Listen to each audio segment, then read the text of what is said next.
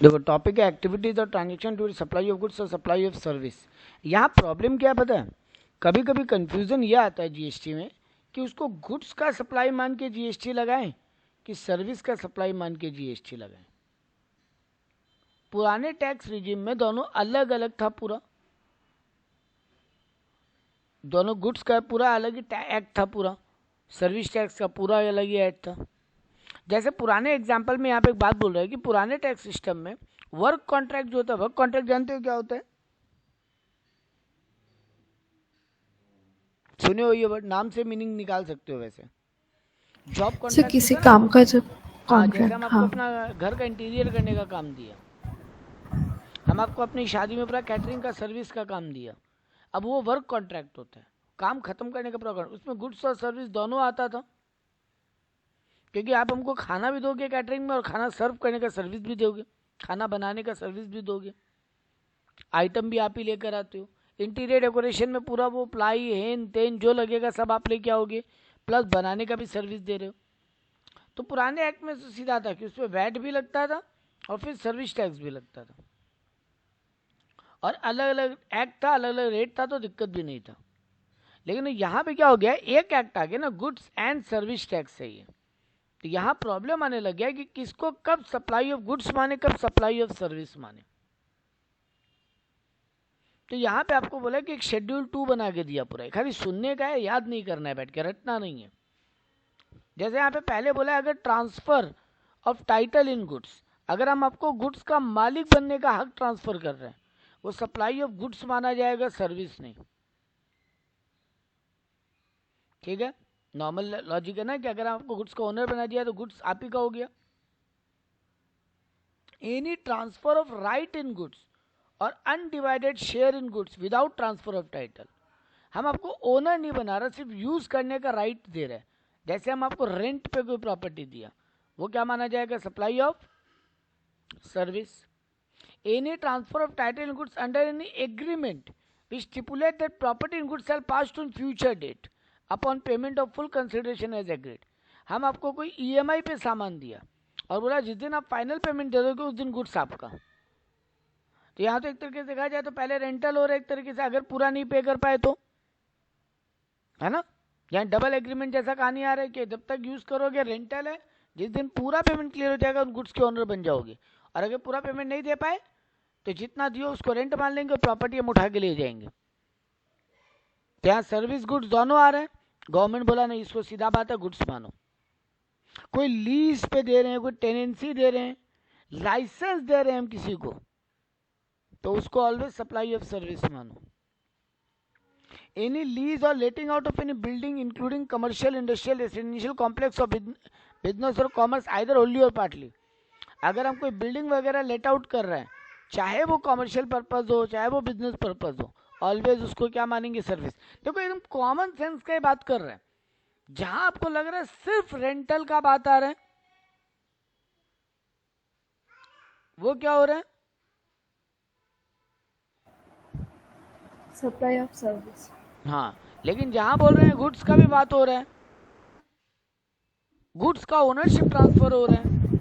एक minute hold करना, तो यहाँ पे अपने एक सीधा लॉजिक पकड़ के काम हो रहा है। यहाँ पे देखो गवर्नमेंट बोला लैंड एंड बिल्डिंग का जहां बात आ रहा है, देखना पड़ेगा आप क्या दे रहे हो, सिर्फ टेनेंसी राइट दे रहे हो तो फिर वो सप्लाई ऑफ सर्विस, और अगर गुड्स का ओनरशिप भी जाएगा आज या फ्यूचर कभी भी, वो ऑलवेज सप्लाई ऑफ गुड्स माना जाएगा। कोई ट्रीटमेंट या प्रोसेस दे रहे हैं, अच्छा यहाँ पे क्या बोला है, एनी ट्रीटमेंट और process which is applied to another person goods in supply और सर्विस। तुम्हारा गुड्स को हम कोई ट्रीटमेंट करके दे रहे हैं, वो ऑलवेज क्या माना जाएगा, सर्विस। देखो यही पुराने एक्ट से डिफरेंस आ गया ना। पुराना वर्क में क्या बोलता था, जॉब वर्क को क्या माने,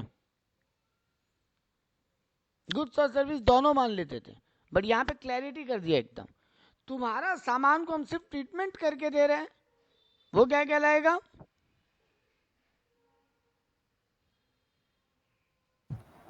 ऑलवेज सर्विस कहलाएगा। पुराने एक्ट में उसको भी गुड्स एंड सर्विस बोथ में डाल देते थे।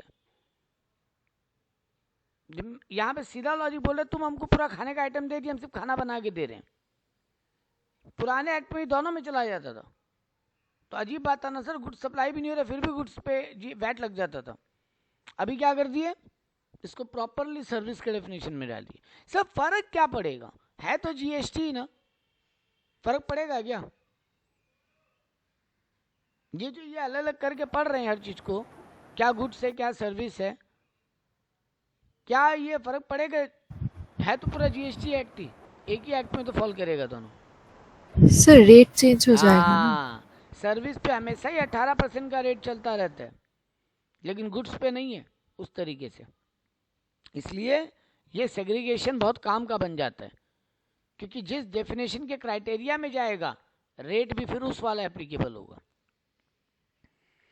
नेक्स्ट बोला ट्रांसफर ऑफ बिजनेस एसेट, ये पूरा पार्ट बिजनेस एसेट का है। Where goods forming part of asset of business are transferred or dispose by under the direction of the person carrying on the business, no longer term part of those asset. मेरा कोई asset हम तुमको dispose करने दे दिया, वो Maggi वाला example दिया था हम, हिसाब से देखो वहां पे हम तुमको बोल रहे हैं पूरा मैगी मार्केट से उठाओ डिस्ट्रॉय कर दो, तुमको ये काम दिए, हिसाब से तो ये सर्विस जैसा फील हो रहा होगा, बट हम तुमको बोला पूरा गुड्स तुम ले लो और इतना पैसा भी ले लो, तो यहाँ पे सप्लाई ऑफ गुड्स भी माना, डिस्पोज को सप्लाई ऑफ गुड्स ही माना, सप्लाई ऑफ सर्विस नहीं माना। वो मेरा गुड्स था, अब वो मेरा गुड्स नहीं रहेगा और हम तुमको उसको डिस्पोज करने दिए, ठीक है ना? लेकिन सर डिस्पोज करने जाए तो काम दिया है, तो काम दिया है लेकिन वो गुड्स पूरा मेरे से निकल के तुमको चला गया। लॉजिक यहाँ समझो, हम तुमको काम ही दिया डिस्ट्रॉय करने का, हाँ, बट जब हम उस गुड्स को लाए थे हम इनपुट क्लेम किए थे ना, हाँ, वो मशीन जब हम लाए होंगे हम पक्का उसका आईटीसी क्लेम किए होंगे, इनपुट टैक्स। हाँ, तो बेटा अब हम उसको डिस्पोज कर रहे हैं, मेरा जा रहा है गुड्स, हाँ, उसको ट्रांसफर के डेफिनेशन में रख के गुड्स ही खत्म हो रहा है ना मेरा, तो हाँ तो गुड्स खत्म हो रहा है तो बुक से गुड्स उड़ जा रहा है, पूरा हट जा रहा है पूरा, तो उसको सप्लाई ऑफ गुड्स ही मान के टैक्सेबल करेंगे। सर्विस मान लेंगे तो बहुत हाई रेट लग जाएगा जीएसटी का। सर मगर ओनरशिप तो ट्रांसफर नहीं हो रहा है ना, हाँ मतलब नहीं हो रहा है, लेकिन इसीलिए तो बोल रहे हैं यहाँ पे क्लैरिफिकेशन दे रहा है कि ओनरशिप ऊपर का केसेस बताया जहाँ ओनरशिप भी ट्रांसफर हो रहा है, अब बता रहा है ओनरशिप ट्रांसफर नहीं हो रहा है, बट हम तुमको डिस्पोज करने का राइट ट्रांसफर कर रहे हैं और मेरा गुड्स खत्म हो गया, तो जब हम उसका इनपुट क्लेम किए थे तो आउटपुट पे भी गुड्स के हिसाब से जीएसटी लगना चाहिए। जब हम इनपुट क्लेम किए हम उसको किस बेसिस पे जीएसटी दिए थे, क्लेम किए थे इनपुट का गुड्स बोल के, गुड्स के बेसिस, और अब उसको सर्विस बोल के डिस्पोज कैसे करें? सही है। कॉन्ट्राडिक्टरी हो रहा है ना बात, लिए कुछ बोल के दे रहे हो कुछ और बोल के, ये कैसे होगा? ठीक बात। हाँ सर। अब देखो बोला where any under in direction of a person carrying on a business goods held used for the purpose of the business and put to any private use or use made available to any personal purpose. मेरा कोई business का laptop था, उसको हम अपने बेटे के पढ़ाई के लिए यूज करने के लिए लिए हैं। यहां पर देखो अब बिजनेस का ही लैपटॉप है, बिजनेस का ही लैपटॉप है, लेकिन पर्सनल पर्पस में केवल यूज कर रहे हैं, खरीदे बिजनेस के नाम से, यूज कर रहे हैं पर्सनल पर्पस में, उसको सप्लाई माना, क्योंकि वो अल्टीमेटली अभी बिजनेस के बुक से डिलीट नहीं होगा ना वो एसेट, बिजनेस के पर्पस से डिलीट नहीं होगा ना वो एसेट, तो यूज भले यूज कर रहे हैं, घर लेके ओनरशिप ट्रांसफर नहीं कर दिया बिजनेस के नाम से अपने बेटे के नाम पे या अपने नाम पे, यहाँ केवल यूज कर रहे हैं, वो एसेट बिजनेस के बुक्स में कंटिन्यू करेगा, डेप्री बिजनेस के बुक्स में दिखा रहे हैं हम उसका, तो इनकम जीएसटी भी बोलता है उसको सप्लाई ऑफ सर्विस मान के जीएसटी लगाओ। Where any person ceases to be a taxable person, पहले हम टैक्सेबल पर्सन था, एक आइटम लेके आया था तो उसको हम टैक्सेबल पर्पस के लिए यूज कर रहा था, जीएसटी दे रहा था, है ना, जीएसटी का इनपुट क्लेम किया था हम उस पर, अब हम टैक्सेबिलिटी से हट रहे हैं। यहाँ पे देखो एग्जांपल भी दिया, मेरा बीमारी के कारण हम बिजनेस को शट डाउन कर रहे हैं, तो वो सब एसेट को हम क्या करेगा, हम फर्दरेंस ऑफ बिजनेस के लिए वो एसेट को ले रहा था, अब नहीं लेगा। या किसी और को बिजनेस के लिए दे दिया तो हम उसको क्या माने, सप्लाई ऑफ क्या माने आपके हिसाब से? गुड्स मानेंगे। मेरा बिजनेस किसी और को दे दिया ना बीमारी होने के कारण, या बंद करके खत्म कर रहा है तो भी। Renting of immovable property always service ही मान लिया, वो तो ऊपर भी वही बोल रहा था सर, तो अलग से कुछ और है नहीं इसमें। कंस्ट्रक्शन, ये देखो आया मेन बात, हिसाब से तो फ्लैट बेचने पे जीएसटी नहीं है, घर बेचने पे, बिल्डिंग बेचने पे, ऑफिस बेचने पे, लेकिन वो सर्टिफिकेट ऑफ कंप्लीशन के बाद, सर्टिफिकेट ऑफ कंप्लीशन के पहले तक जीएसटी है। हाँ है। और क्या मान के जीएसटी लगे हैं, गुड्स का सेल की सर्विस का सेल? सर्विस का। हाँ सर्विस का, क्योंकि बेटा गुड्स अगर मान ही नहीं सकते, गुड्स के तो डेफिनेशन के बाहर है ही, अभी तक तो घर है ही नहीं। हम आपसे एग्रीमेंट किया है कि आपको 2 साल में घर बना के देगा, अब आप हर महीना कुछ कुछ पेमेंट करते रहना, 2 साल तक पूरा पेमेंट कंप्लीट करके आपका घर रेडी हो जाएगा। आप हमको हर महीना जो पे कर रहे हो, मान लो पहले 1.5 साल तक घर पूरा बन के रेडी नहीं हुआ, घर का कंप्लीशन सर्टिफिकेट नहीं मिला म्यूनसिपैलिटी से या वहाँ का कोई भी बोर्ड से, कोई गवर्नमेंट का बोर्ड होगा जो आपको सर्टिफिकेट ऑफ कंप्लीशन देता है घर का, कोई भी बिल्डिंग का, तो पॉइंट इज वो कंप्लीशन सर्टिफिकेट अब तक मिला नहीं है, तो वहां तक हम आपको जो पेमेंट किए हैं, आप वो बिल्डर हो, हम वो पर्सन है जो आपसे ये घर खरीदेगा, ये बिल्डिंग खरीदेगा, ऑफिस या बिजनेस पर्सन पर्पस जो भी हो, तो जब तक सर्टिफिकेट ऑफ कंप्लीशन नहीं मिला तब तक जो आपको हम पेमेंट कर रहे हैं उस पर जीएसटी लगेगा। हाँ लगेगा, सप्लाई ऑफ सर्विस बोल के। और जिस दिन कंप्लीशन सर्टिफिकेट मिल जाएगा उस दिन उसको क्या मान लेंगे, इमूवेबल प्रॉपर्टी कंप्लीटेड, तो उस पर जीएसटी लगेगा ही नहीं। ठीक है, सीधा लॉजिक। अगर कंप्लीशन सर्टिफिकेट के बाद भी हम आपको पेमेंट करते जा रहे हैं, और मान लो 50 लाख का फ्लैट था, हम 30 लाख कंप्लीशन सर्टिफिकेट के पहले दे दिए, उस 30 लाख पे सर्विस बोल के जीएसटी लगेगा, लगेगा ना? सर एक बार वापस बोलेंगे? घर बनने के पहले अब आपको 30 लाख रुपया दे दिया कंप्लीशन हाँ। सर्टिफिकेट के पहले, हाँ उस पे जीएसटी लगेगा सर्विस बोल के। हाँ सर। हाँ, और जो 20 लाख कंप्लीशन सर्टिफिकेट के बाद आपको हम पे करेंगे तो उस पे उस जीएसटी पे नहीं लगेगा। हाँ, यही बात ध्यान रखने लायक बात है। ठीक है, इसमें यही सब ज्ञान दिए। वो सर्वेयर आएगा, वो फ्लैट सर्टिफिकेट का कंप्लीशन सर्टिफिकेट देगा, कंपिटेंट अथॉरिटी होना चाहिए गवर्नमेंट का, सब फालतू ज्ञान उतना पढ़ने का दरकार नहीं है। अब आया इंटेलेक्चुअल प्रॉपर्टी राइट दिया हम आपको, temporary transfer of permitting the use of enjoyment of an intellectual property, वही पेटेंट कॉपीराइट ट्रेडमार्क हम आपको यूज करने दे रहे हैं, उसको सप्लाई ऑफ क्या माने, सर्विस, सर्विस, और उस पर सप्लाई ऑफ सर्विस बोल के जीएसटी लगेगा। और यही हम बेच देता तो सर वो गुड्स है ही नहीं, फिर पेटेंट कॉपीराइट ट्रेडमार्क कोई गुड्स है क्या? नहीं है, इस पे जीएसटी लगने का बात ही नहीं आना चाहिए। Point clear? हाँ, नेक्स्ट बोला अगर हम आपको आईटी का सॉफ्टवेयर दें, हम आपको कोई design, programming, customisation, adoption, upgradation, कोई इंप्लीमेंटेशन, इंफॉर्मेशन टेक्नोलॉजी सॉफ्टवेयर बना के दे रहे हैं हम आपको, आपके हिसाब से हम आपको एक कस्टमाइज सॉफ्टवेयर बना के दिए, उसको सप्लाई ऑफ सर्विस मानेंगे, क्योंकि सॉफ्टवेयर कोई गुड्स नहीं है, बट बना के देना एक सर्विस है। पॉइंट। नेक्स्ट बोला agreeing to obligation different from act, कुछ भी non compete fees. Non compete fees क्या होता है जानते हो, सुने हो ये वर्ड?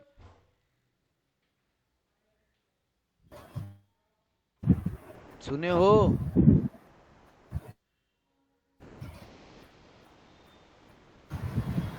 नहीं सुने? याद नहीं। अच्छा ठीक है, सुनो मेरा पॉइंट वापस। नॉन कम्पीट फीस का मतलब ये होता है कि हम आपको एक चीज के लिए पेमेंट करें कि ये काम मत करना, इस एरिया में दुकान मत खोलना, इस बात का 2 लाख दे रहे आपको। मेरा पार्टनरशिप फर्म छोड़ रहे हो और सेम एरिया में या सेम लाइन ऑफ बिजनेस मत करना, इस बात का एक्स्ट्रा पैसा मिल रहा है आपको। कंपटीशन में मत रहना। ये डिजाइन आप किसी और को मत बेचना, सिर्फ हम ही को देना। क्या इस पे जीएसटी लगेगा? बिल्कुल लगेगा। आप हमको एक तरीके से सर्विस दे रहे हो, सर्विस।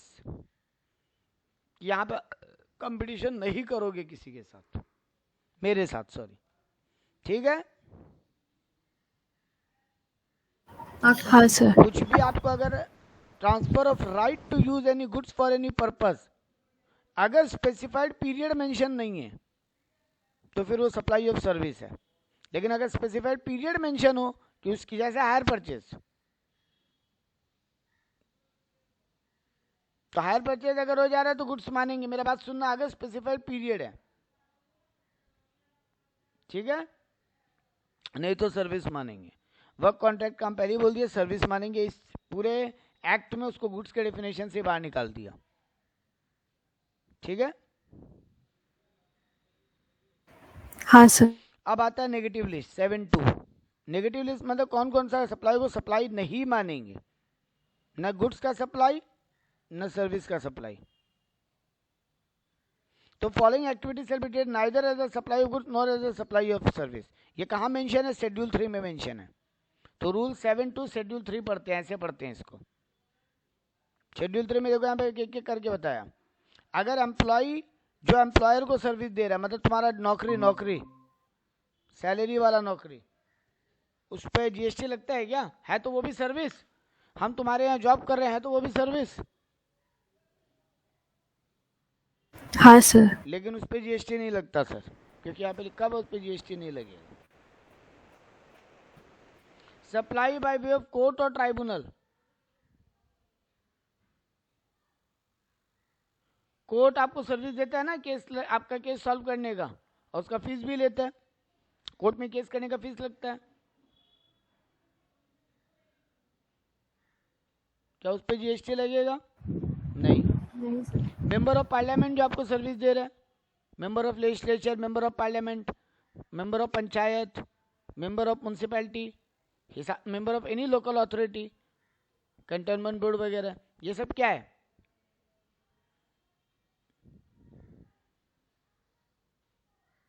Government authorities. इन पे जीएसटी नहीं लगेगा? नहीं। फीस तो लगता है ना वहाँ पे सर्विस का। हाँ, हाँ कई सर। जगह लगता है सर, कई जगह नहीं भी लगता है, कई जगह लगता है। तो सर लगे भले ही, लेकिन इसको कॉन्स्टिट्यूशन ऑफ इंडिया में जो ड्यूटीज लिखा है, जैसे duties perform by president of India, vice president of India, prime minister of India, chief justice of India, speaker of Lok Sabha, CAG का service, chairman of union public service commission, chief election commissioner, ये सब service India में constitution of India में लिखा हुआ है इनके बारे में। तो इन पे नहीं लगेगा जीएसटी, नेगेटिव लिस्ट में ये सब। चेयरपर्सन या मेंबर और डायरेक्टर ऑफ एनी कंपनी जो सेंट्रल गवर्नमेंट या स्टेट गवर्नमेंट या लोकल अथॉरिटी का कोई कंपनी बनाया हुआ है, वहां पे डायरेक्टर, चेयरपर्सन, मेंबर जो सर्विस दे रहे हैं, नहीं लगेगा। ये एक बहुत इंपॉर्टेंट पॉइंट है, ये एग्जाम में पूछता भी है, हालांकि है लॉजिकल, आपको पता रहेगा। फ्यूनरल, ब्यूरियल, ये क्रेमोटेरियम, मॉर्चरी, ये क्या होता है? वो मरने के बाद दफनाना, जलाना, वो सब का सर्विस। इंक्लूडिंग ट्रांसपोर्ट, आजकल वो गाड़ी भी आता है ना लेने, बॉडी को ले जाने। हाँ। वो भी तो एक तरीके, वो लोग फीस तो लेता ही है। हाँ लेता है सर, पैसा तो लगता ही है सब में, बट उस पर जीएसटी नहीं लगेगा। सर अच्छा हो बता दिया, मरने पे जीएसटी नहीं ले रहे हैं। ले भी लेते तो क्या ही हो जाता, मरने वाले को क्या ही फर्क पड़ता जीने वाले को फर्क पड़ता। ये वाला याद कर लेना, रट लेना एकदम, तुम्हारे यहाँ पे एमसीक्यू में बहुत बार दिया है ये। एक्शनेबल क्लेम पे जीएसटी नहीं लगता, लेकिन other than lottery betting and gambling. अभी एक्शनेबल क्लेम होता क्या, लोग बहुत कंफ्यूज होते हैं।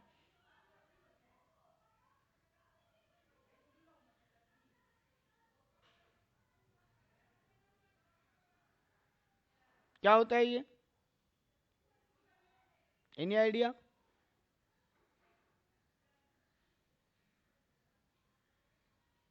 एक बार रिपीट कीजिए सर। एक्शनेबल क्लेम क्या होता है? Any idea? सुनना ये बात बहुत अच्छे से, बहुत काम आता है बहुत जगह, ये वर्ड बहुत सारा जगह रिपीटेड है। एक्शनेबल क्लेम होता है कि कोई डेप्ट को रिकवरी करने के लिए पहले हमको एक्शन लेना पड़ेगा, तब वो डेप्ट रिकवरी होगा। जैसे एक एग्जांपल है इसका इंश्योरेंस, एक एग्जांपल है कोर्ट केस, कोर्ट से रिलीफ, कोई लोन का रिकवरी नहीं हो रहा है उसके लिए केस, बिल्स ऑफ एक्सचेंज का पैसा एक्शन लोगे तो मिलेगा, ये सब एक्शनेबल क्लेम है, इन पे जीएसटी नहीं है।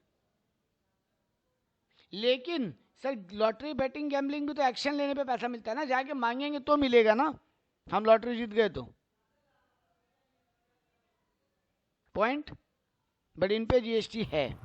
तो लॉटरी बैटिंग गैम्बलिंग पे जीएसटी है, लेकिन बाकी उनको अलावा और कोई भी एक्शनेबल क्लेम है, कोर्ट केस पे, पार्टी से पैसा रिकवरी, उन पे जीएसटी नहीं है।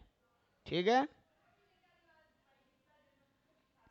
Supply of goods from a place in the non taxable territory to another place of non taxable territory. आप एक नॉन टैक्सेबल एरिया से दूसरे नॉन टैक्सेबल एरिया में माल बेच रहे हो, उस पे जीएसटी नहीं है। मेरे बहुत मजेदार एग्जांपल सुनना, तुम फॉरेन से माल मंगाए, अगर उसको कस्टम के वेयरहाउस में रखवाते हो और उसके बाद निकाल के अपने गोडाउन, फैक्ट्री, घर कहीं भी ले आते हो, उस पर जीएसटी लगेगा?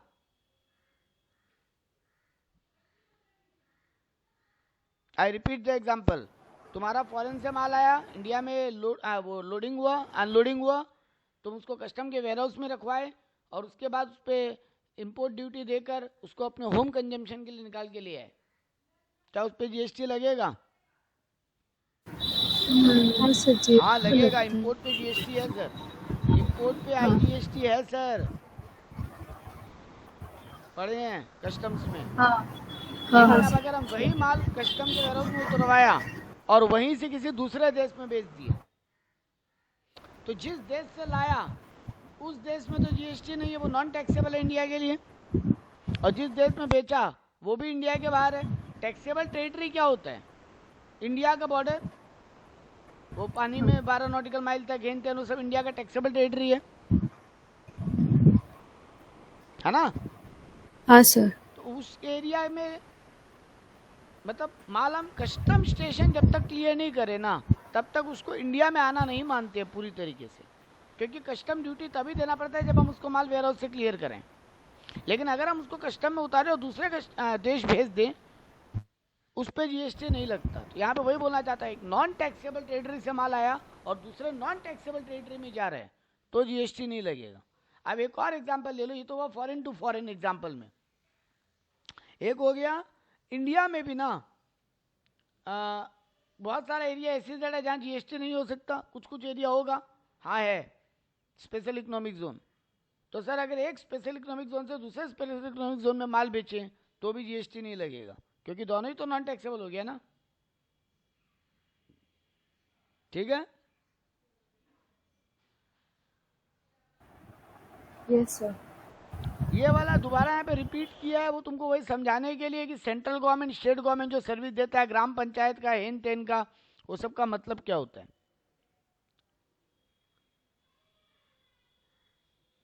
जैसे यहाँ पे देखो, गवर्नमेंट तुमको लाइसेंस दे रहा है अल्कोहल बेचने का, ये सब का मतलब बताया, तो ये उतना कुछ क्लियरिटी पढ़ने का नहीं है।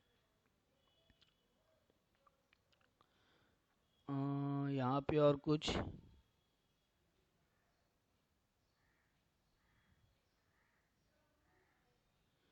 ये उतना कुछ पढ़ने को नहीं है। ये वाला 7(3) टाइम पास सेक्शन है। ये बोला ये सब रूल को बदलने का पावर किसको है? ऊपर जो पढ़े है ना सेक्शन 7 पूरा, सेक्शन 7 पूरा क्या चीज से डील करता है? सप्लाई का मतलब से। नॉर्मल 7 बोलता है सप्लाई का डेफिनेशन, 7(1) क्या क्या सप्लाई है, 7(1)A 1B वो बताया कब डीम सप्लाई हेन तेन मान लेंगे। अभी पिछला सेक्शन पढ़े 7(2) जहां बोलते किसको सप्लाई नहीं मानेंगे। अब आया 7(3), ये सारे रूल को बदलने का या दया गुड्स को इसमें इंक्लूड करने का, एक्सक्लूड करने का पावर किसको होना चाहिए? सेंट्रल गवर्नमेंट को। हाँ सर। और वो किसके रिकमेंडेशन पे करेगा? जीएसटी काउंसिल के। तो सर ये बात यहाँ पे लिखा है कि किसी आइटम को सप्लाई ऑफ सर्विस से निकाल के सप्लाई ऑफ गुड्स में डाल देने का। किसको क्या मानना है क्या नहीं मानना है, किसको सर्विस से निकाल के गुड्स में डाल देने का, किसको एग्जम्प्टेड लिस्ट में डाल देने का, किसको एग्जम्प्टेड लिस्ट से निकाल देने का, ये सब पावर सेंट्रल गवर्नमेंट को है। जीएसटी काउंसिल के रिकमेंडेशन पे वो करेगा ये काम। तो ये फालतू टाइम पास सेक्शन है, कोई मतलब नहीं है इसका। अगला आता है कंपोजिट एंड मिक्स सप्लाई। बहुत काम का टॉपिक, एग्जाम के लिए one of the hot favourite. क्या होता है कंपोजिट और मिक्स सप्लाई? चंद्रलेखा आप नहीं बता पाओगे, अंकिता बता पाओगे?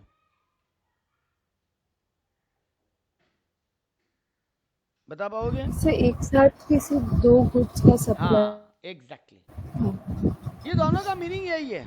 हम गुड्स को बंडल बना के बेच रहे हैं, कॉम्बो कॉम्बो।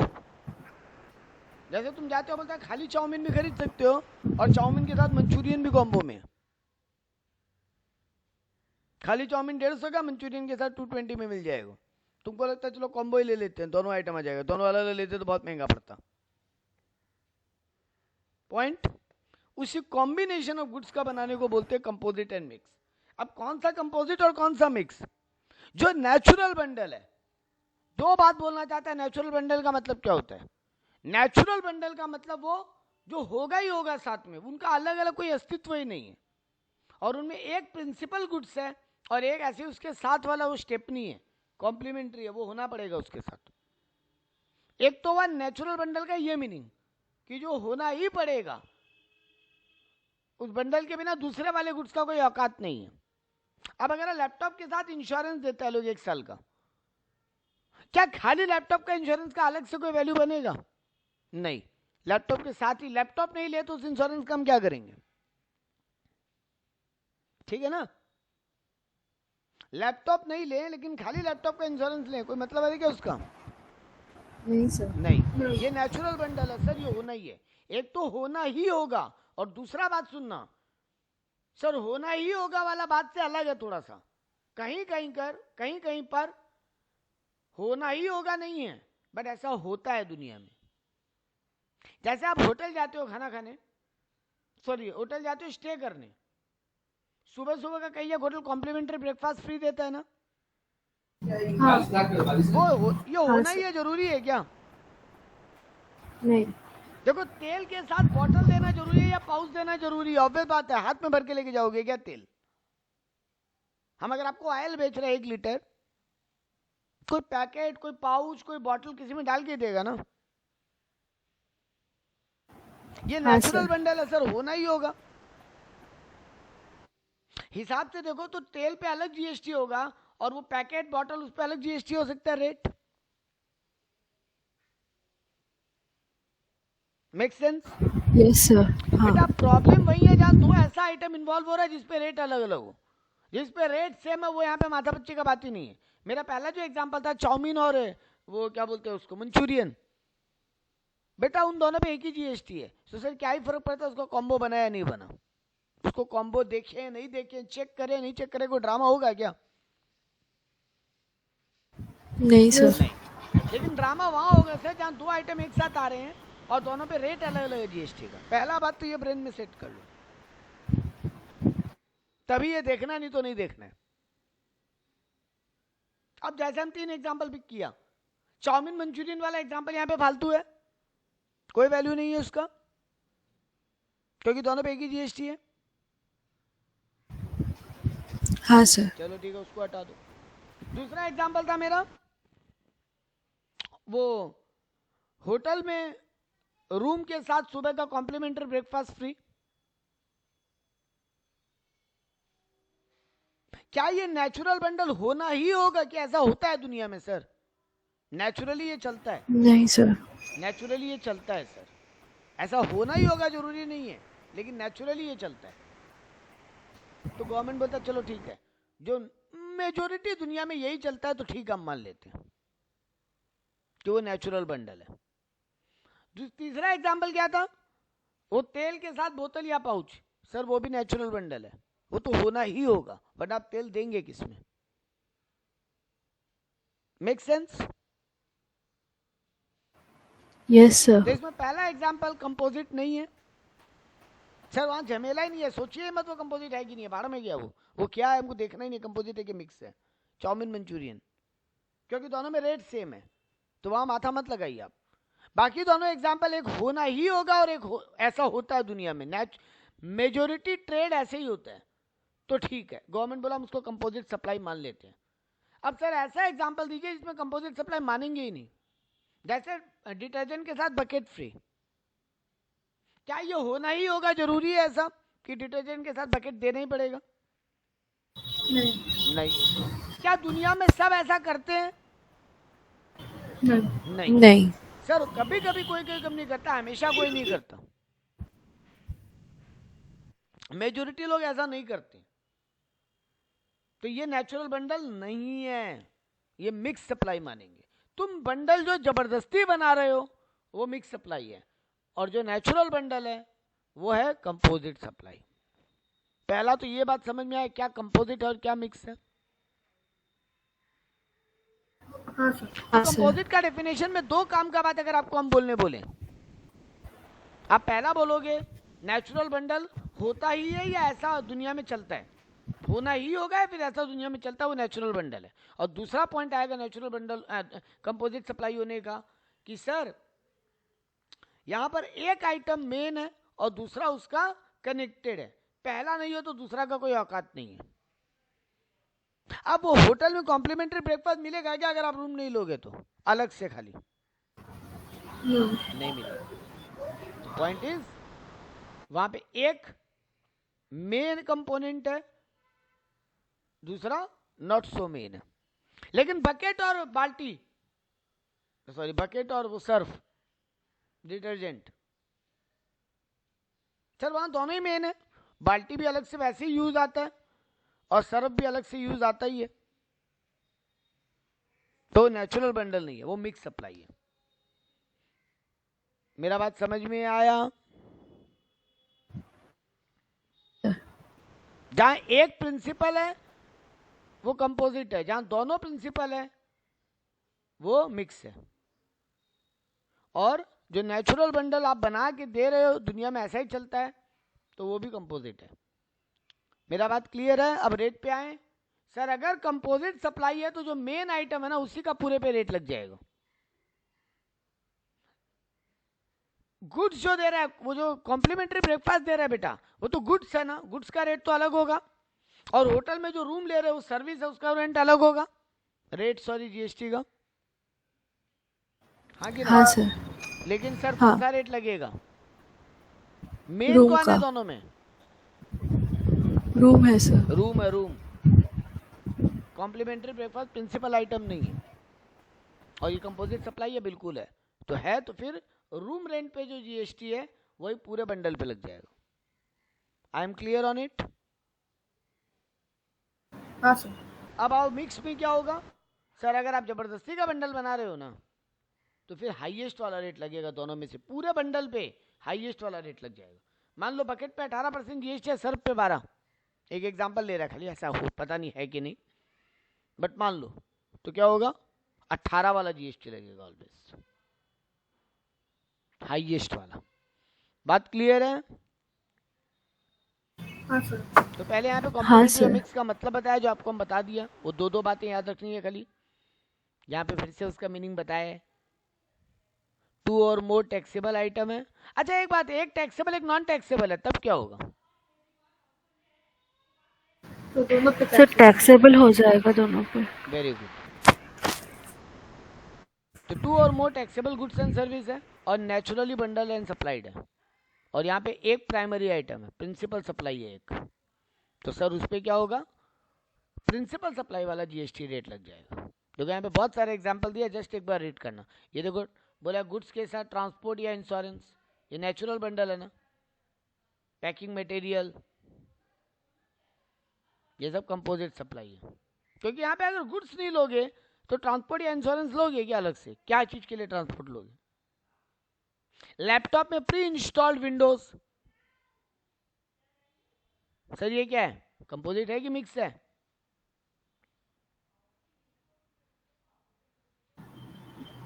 बोलो। सर कंपोजिट है। Food supply to an in patient and advice by the doctor. Hospital में जो तुमको फूड सप्लाई कर रहा है, क्योंकि डॉक्टर की एडवाइस पे वही खाना खाना है तुमको हॉस्पिटल के अंदर, उसको क्या माने, सप्लाई ऑफ सर्विस मान के सर्विस वाले रेट लगा दे। हाँ, लेकिन अगर तुम हॉस्पिटल में एडमिटेड नहीं हो और ऐसे ही खाना खरीद के खा रहे हो तो फिर वो सप्लाई ऑफ गुड्स पे अलग लगेगा। ठीक है ना? सर तुम किताब खरीदते हो, किताब, बुक्स, और बुक्स के साथ तुमको जब यहाँ पे क्या बोले, in case of printing of books या पैम्पलेट या ब्राउजर्स, तुमको only content is supplied by the publisher who owns use right to the intangible input while the physical input including paper printing belongs to the printer। देखो, book print कर रहा है वो एक service है, printing एक service है। Yes sir. लेकिन प्रिंटिंग में पेपर भी तो दे रहा है, तुम बुक्स खाली, बुक्स के साथ तो तुमको कागज भी मिल रहा है। हाँ, तो कागज पे जीएसटी अलग लगेगा कि बुक का ही रेट लग जाता है, प्रिंटिंग का रेट? सर बुक का ही लग जाएगा। प्रिंटिंग का रेट लग जाता है। हाँ। ठीक है ना? इसीलिए तो हमें मस्त दिया, work contract and restaurant service are classical example of composite supply. GST दोनों को सप्लाई ऑफ सर्विस मान के एक ही रेट मानता है, वो अलग बात है। बल्कि रेस्टोरेंट में तुमको गुड्स और सर्विस दोनों ही तो मिल रहा है, बट वहां पे गुड्स का रेट लग रहा है, सर्विस का रेट नहीं लग रहा है। ठीक है? तो यहाँ पे ये वाला एग्जांपल रीड करने लायक है। और तुमको होटल 4 डे 3 नाइट का पैकेज के साथ कॉम्प्लीमेंट्री ब्रेकफास्ट दिया। देखो, ये बनना जरूरी नहीं है, बट दुनिया में ऐसा होता है तो उसको भी कंपोजिट मान लिया। लेकिन वही तुमको होटल वाला ये भी बोल रहा है, सर आपको साइट सीइंग भी अरेंज कर देंगे, होटल से एयरपोर्ट, एयरपोर्ट से होटल का पिकअप एंड ड्रॉप भी अरेंज कर देंगे, आपको गाइड भी प्रोवाइड करा देंगे। क्या ये नेचुरल बंडल है कि नहीं? नहीं सर, ये नेचुरल बंडल नहीं, खाली कॉम्प्लीमेंट्री ब्रेकफास्ट तक नेचुरल बंडल है। ठीक है? हाँ सर। ये बात यहाँ पे कॉमन था और कुछ कम का नहीं है। मिक्स सप्लाई का मतलब फिर ये बताया, यहाँ पर भी दो आइटम का कॉम्बिनेशन बन रहा है, दोनों टैक्सेबल है, लेकिन दोनों ही मेन है, दोनों ही प्रिंसिपल आइटम है, और वो नेचुरल बंडल नहीं है। ठीक है?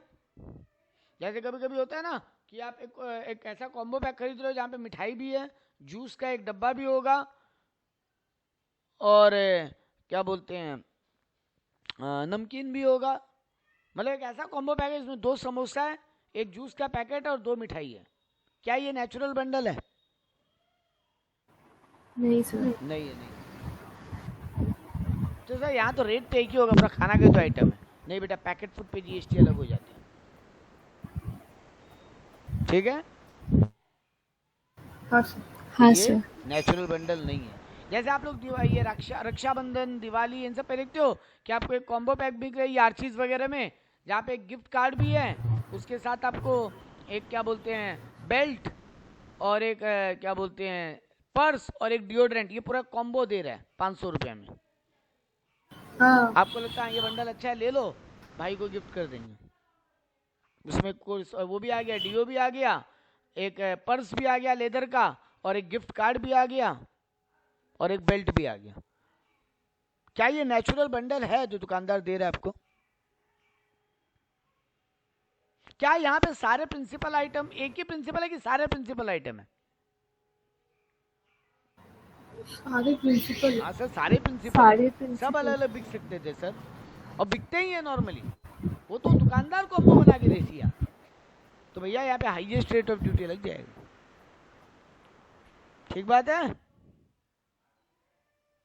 सारा आइटम में से जिस पे हाईएस्ट है, लेदर है, एक डीओ है, एक कार्ड है, सबका अलग अलग रेट है।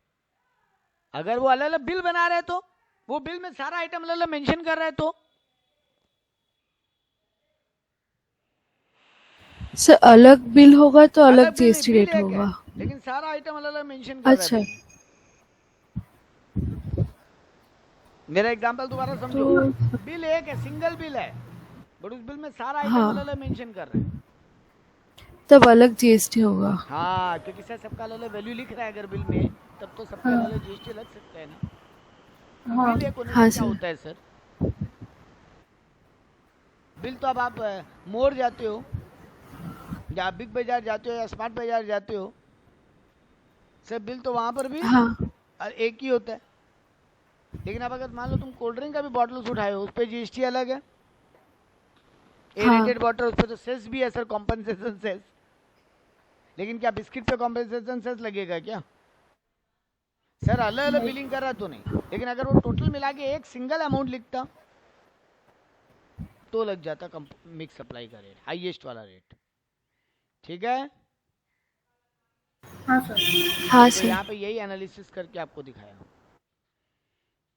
कि नेचुरली बंडल्ड है तो कंपोजिट सप्लाई मानेंगे, मिक्स सप्लाई नहीं मानेंगे। Is supply available for supply individually, दोनों अलग इंडिविजुअली मिल रहे हैं, तब तो फिर न तो कंपोजिट ना मिक्स, अगर बिलिंग अलग अलग अमाउंट का हो रहा है तो। लेकिन अगर कंबाइंड बिलिंग हो रहा है और अलग अलग बिक सकते थे, तब फिर उसको नेचुरल बंडल मिक्स सप्लाई मान के इस पे हाईएस्ट रेट लगाएंगे। ठीक है, हाँ सर। तो ये आपको ये चार्ट दिया, ठीक है, उतना पढ़ने का कुछ नहीं, आप समझ गए मेन बात को। अब यहाँ मस्त है, by one get one free offer.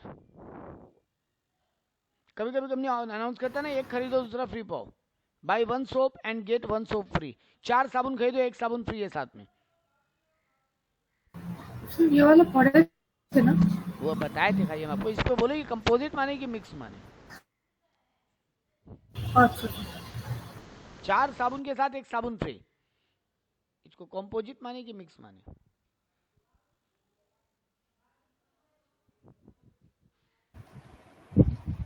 बोलो, ट्राई करो ट्राई करो। सर अगर सेम ही ब्रांड का हुआ तो फिर कंपोजिट मान सकते बेटा हैं। ब्रांड देख के जीएसटी लगता है सर, यहाँ मतलब क्या ही फर्क पड़ता है, साबुन तो साबुन ही है ना, हाँ साबुन पे तो एक ही जीएसटी का रेट होगा ना, तो हमको क्या फर्क पड़ता है कि उसको कंपोजिट माने कि मिक्स माने? मेरा बात समझ में आया? हाँ सर। हाँ सर यहाँ क्या ही फर्क पड़ता है, और वैसे भी दुकानदार बिल तो एक ही बनाएगा, टोटल 4 साबुन का ही बिल बनेगा, 5वां तो फ्री दे रहे हैं ना। अब हाँ जीएसटी हमेशा बिल वैल्यू पे लगता है, तो बिल तो 4 साबुन का ही बनेगा, तो 4 साबुन पे जीएसटी लग जाएगा। 5वां साबुन पे कंपनी को इनपुट क्लेम करने मिल जाएगा, मेरे को जीएसटी नहीं देना पड़ेगा। ठीक है ना? लेकिन यही बोला अगर गेट हाँ one sir. Toothbrush free along with purchase of toothpaste,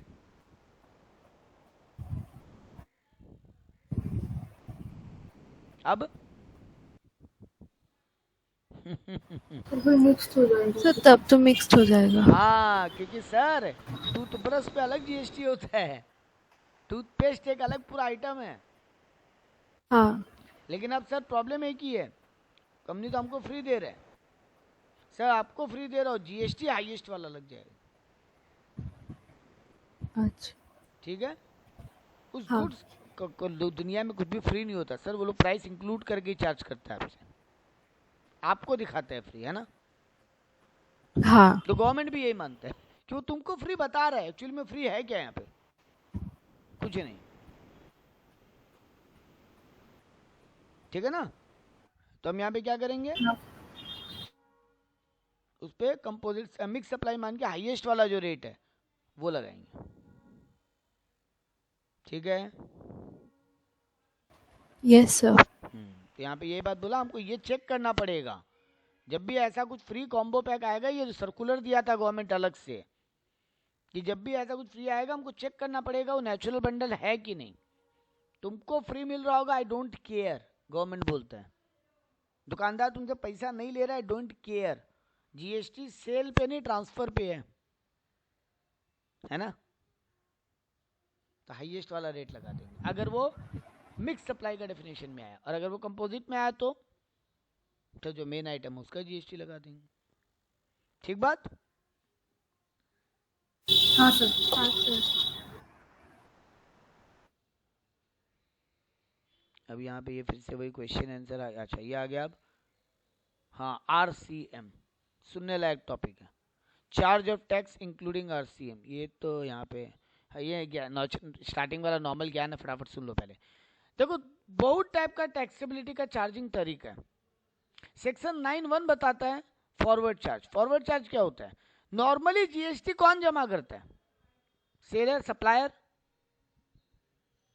है ना? हाँ सर। और जीएसटी जाता किसकी जेब से है? कस्टमर। यानी गुड्स या सर्विस प्रोवाइडर, गुड्स या सर्विस रिसिपिएंट से जीएसटी कलेक्ट करता है और गवर्नमेंट को जमा करता है। ये लाइन एकदम कॉमन चला। हाँ सर। हाँ, इसी को बोलते हैं फॉरवर्ड चार्ज। और यहां 9(3) बोलता है रिवर्स चार्ज। यानी कुछ केसेस ऐसे होंगे जहां पे जीएसटी जमा करने का जिम्मेदारी किसका होगा? रिसिपिएंट का। माने जो सर्विस या गुड्स का रिसिपिएंट है वही जीएसटी भर रहा है। नॉर्मली सप्लायर ही जीएसटी भरता है ना? लेकिन रिवर्स चार्ज क्या बोलता है? सर्विस या गुड्स का रिसिपिएंट जीएसटी भरेगा। तो ये 9(1) और 9(3) है। 9(2) ज्ञान दिया किसके जीएसटी नॉट लेविड है, तो आप जानते ही हो। 9(4) बोला reverse charge where goods are supplied by an unregistered person. अगर एक अनरजिस्टर्ड पर्सन एक रजिस्टर्ड पर्सन को जीएसटी गुड्स बेच रहा है तो जीएसटी कौन भरेगा? वो रजिस्टर्ड पर्सन भरेगा। तो ये 9(1) में 9(4) में पढ़ेंगे। और 9(5) बोलता है अगर इंट्रा स्टेट सप्लाई है ई कॉमर्स ऑपरेटर के थ्रू। ई कॉमर्स ऑपरेटर माने ऑनलाइन सेलर, हाँ है ना? उनके केस में क्या होगा? तो ये बहुत इंपॉर्टेंट पार्ट की तरह है कि levy and collection of GST कैसे होगा। ये बात आपको सेक्शन 9 समझाता है। 9(1), 2, 3, 4, 5। 9(1) स्टार्टिंग करते हैं पहले फटाफट। 9(1) एंड 9(2) क्या बोलता है? एक साथ पढ़ा है। बोला कि ऑल जीएसटी कहाँ लेविएबल है? Sir all intra state supply of goods except, पहले यहां पे बताया सीजीएसटी और एसजीएसटी कहाँ लेवलेबल है। ऑल इंट्रा स्टेट सप्लाई पे सीजीएसटी एसजीएसटी लगेगा। इंट्रा माने विद इन। हाँ सर। किस पे नहीं लगेगा GST? Sir alcohol for human consumption पे नहीं लगेगा, और इलेक्ट्रिसिटी पे नहीं लगेगा, पेट्रोल एंड डीजल पे, पेट्रोलियम प्रोडक्ट्स पे नहीं लगेगा। ऐसे बोल लो बहुत है, तो यहाँ पे लिस्ट दिया आपको। Alcohol for human consumption, 5 petroleum product, crude oil, diesel, petrol, natural gas and ATF. Tobacco पे नहीं लगता। एंटरटेनमेंट टैक्स अभी भी लोकल बॉडी लगाता है। तो यहाँ देखो बता दिया अल्कोहल पे अभी भी स्टेट को ही कलेक्ट करने का पावर है। ये 5 पेट्रोलियम प्रोडक्ट पे अभी स्टेट ही कलेक्ट कर रहा है। जीएसटी काउंसिल के पास पावर है, कभी भी चेंज कर पाएगा। अल्कोहल को भी चेंज ही नहीं कर पाएगा क्योंकि वो कॉन्स्टिट्यूशन ऑफ इंडिया में लिख दिया डेफिनेशन के साथ, है ना? हाँ सर। वही बोला कि एंटरटेनमेंट वगैरह अभी भी स्टेट गवर्नमेंट के पास है, लोकल बॉडी के पास है। टोबैको पे लगाता सेंट्रल गवर्नमेंट ही है लेकिन जीएसटी नहीं लगाता। ये ठीक है, उतना डिटेल जाने का दरकार नहीं है, खाली आइटम का नाम याद रखने से काम हो जाएगा। फिर बोला कि इंटर स्टेट सप्लाई पे क्या लगेगा? On all inter state supply sir IGST लगेगा, फालतू ज्ञान दिया। अगर इंटर स्टेट यूटी वगैरह है तो यूटी जीएसटी और सीजीएसटी लगेगा, फालतू ज्ञान दे दिया। ये वाला पार्ट फालतू है, टाइम पास कर रहा है बैठ के, कोई काम का नहीं है। ये वाला पार्ट भी हम लोग बात में पढ़े थे ना कि नॉर्मली क्या रेट है। तो वेरियस गुड्स पे क्या रेट है? सब 0.25 अरब डायमंड पे 3% है, ज्वेलरी पे 5, 12, 18, 28। 5 बहुत ज़्यादा नेसेसरी पे है, 12 नॉर्मल नेसेसरी पे है, 18 कंफर्ट और सर्विस पे है, 28 लग्जरी पे है। ये नॉर्मल बात था। कुछ कुछ सर्विसेज पे अलग रेट है। देखो यहाँ पे क्या, 5 तो है, 5, 12, 18, 28 तो है ही। एक्स्ट्रा रेट क्या मिला बेटा, गौर से देखो, एक तो 7.5% मिला और एक 1.5% मिला, ठीक है ना। तो सर्विस पे जनरली 5, 12, 18, 28 है, लेकिन 1.5 और 7.5 भी है।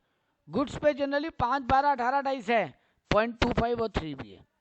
सर ये रेट रटना नहीं, केवल तुम्हारे कॉमन सेंस के लिए बता रहे हैं, ठीक। किस गुड्स पे क्या जीएसटी लगेगा, ये कहाँ लिखा हुआ है, सीबीएसई का पोर्टल है, वहां लिखा हुआ है। अगर कोई ऐसा सर्विस जो इस लिस्ट में कहीं कवर्ड नहीं है, ऐसा कोई भी अगर सर्विस है जो सीबीएसई के लिस्ट में कवर्ड नहीं है, तो क्या होगा, उस पर ऑलवेज 18% जीएसटी लगेगा। एक काम का बात था कि ऐसा कोई सर्विस जो कहीं कवर्ड नहीं है उस पर कितना जीएसटी लग जाएगा, ऐसा मत बोल देना उस पर जीएसटी नहीं लगेगा, उस पर 18% जीएसटी लगेगा। सर आरसीएम कब लगेगा, आरसीएम क्या है वो तो समझ ही गए, सर्विस प्रोवाइडर नहीं, सर्विस रिसिपिएंट पे जीएसटी जमा करने का जिम्मेदारी है। तो लायबिलिटी में भी cast on recipient under reverse charge mechanism, RCM. देखो आरसीएम में ना मेनली सर्विस ही है बेटा, गुड्स तो केवल थोड़ा बहुत है जो बस टाइम पास के लिए पढ़ना है। मेन आरसीएम में सर्विस को ही पकड़ा गवर्नमेंट। गुड्स में देखो क्या क्या पकड़ा, कैश्यू नट, बीड़ी रैपर लीव्स, टोबैको लीव्स। यहाँ पे सप्लायर कौन है, एग्रीकल्चरिस्ट। ये सब कौन बेचता है, सप्लाई कौन कर रहा है, ये सब एग्रीकल्चरिस्ट है ना। किसान किसान ये सब का खेती होता है ना बेटा, yes sir.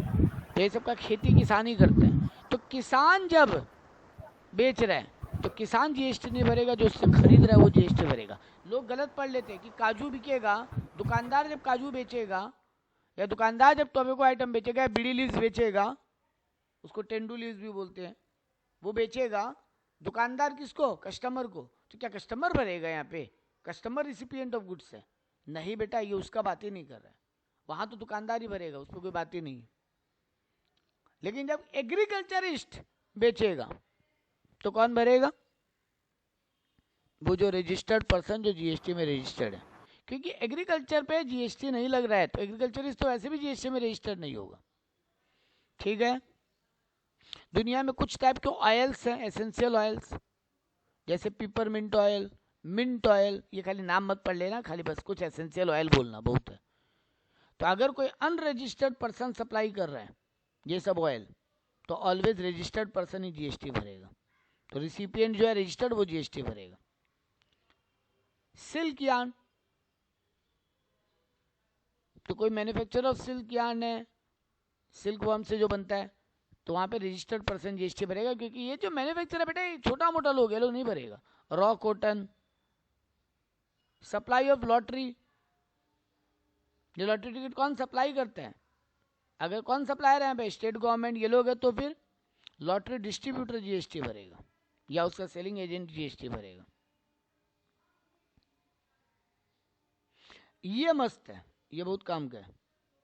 Used vehicles, seized and confiscated goods and used goods या स्क्रैप, जब ये सब सेंट्रल गवर्नमेंट बेच रहा होगा तो सेंट्रल गवर्नमेंट जीएसटी नहीं भरेगा, वो जो रजिस्टर्ड पर्सन खरीद रहा है वो जीएसटी भरेगा। ये वाला आइटम उतना काम का नहीं है, बट सुन लो खाली। प्रायोरिटी सेक्टर लैंडिंग सर्टिफिकेट, कुछ सर्टिफिकेट्स है जो प्रायोरिटी सेक्टर में मिलते हैं कि ये सेक्टर्स को प्रायोरिटी मिलेगा गवर्नमेंट की तरफ से, तो वहां पे अगर रजिस्टर्ड पर्सन भी सप्लाई दे रहे हैं एक दूसरे रजिस्टर्ड पर्सन को, तो जिसको सप्लाई मिल रहा है वो जीएसटी भरेगा। तो ये सब 7 आइटम पड़े रेस्पेक्ट ऑफ गुड्स में, ठीक है।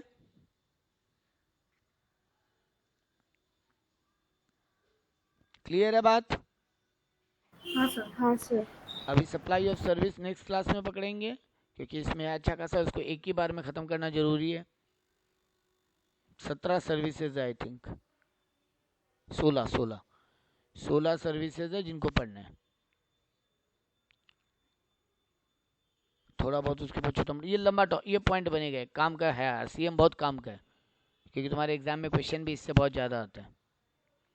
तो आरसीएम काम का होगा। इसके बाद फिर टाइम पास है, जीरो रेटेड सप्लाई और ये सब टाइम पास है। ठीक है, नेक्स्ट क्लास में अपने आरसीएम ख़त्म करेंगे और आरसीएम हो जाएगा 20-25 मिनट का टॉपिक है। हाँ, फिर ये भी ख़त्म करेंगे क्या क्या गुड्स पे टैक्स नहीं है इंडिया में, जीएसटी लगता नहीं है। ये भी टाइम पास ही है, लेकिन एक बार सुन लेना है फटाफट खाली ऊपर से, ये दोनों निपट जाएगा फटाफट। एग्जाम्प्टेड सर्विस कौन कौन सा है इंडिया में, वो भी पढ़ने लायक है। इस पर आता है क्वेश्चन कि सर्विस कौन कौन सा है जिसपे जीएसटी नहीं लगता है, टैक्स ही नहीं लगता इंडिया में, क्योंकि ऐसा बहुत कम आइटम बचेगा। ये मोटा मोटी एक अगला क्लास में ये सब टॉपिक निकल जाएगा।